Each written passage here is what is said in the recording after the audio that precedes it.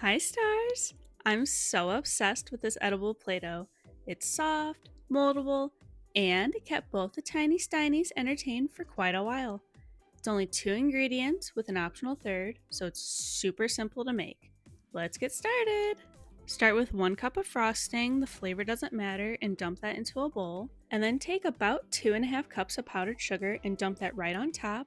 And you'll want to set aside about another cup of powdered sugar. We'll use that in just a little bit. I used a fork to mix until it was just combined, and then I went in with my hands. I usually do this because it's just easier this way. Keep mixing with your hands until the powdered sugar is fully combined. It's still going to feel sticky, and that's fine. This is when you're going to start adding that set aside powdered sugar, 1 tablespoon at a time, and then knead. Repeat this until it forms a nice soft dough.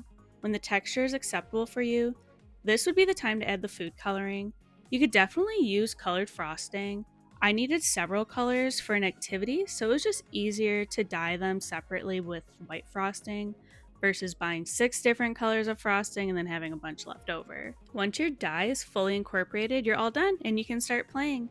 For storage, this needs to go into an airtight container, and I don't really ever see this mentioned, but this does need to be refrigerated. And it can stay in there for about 1 to 2 days. So stars, that's it. If you have any questions, you can ask them down below.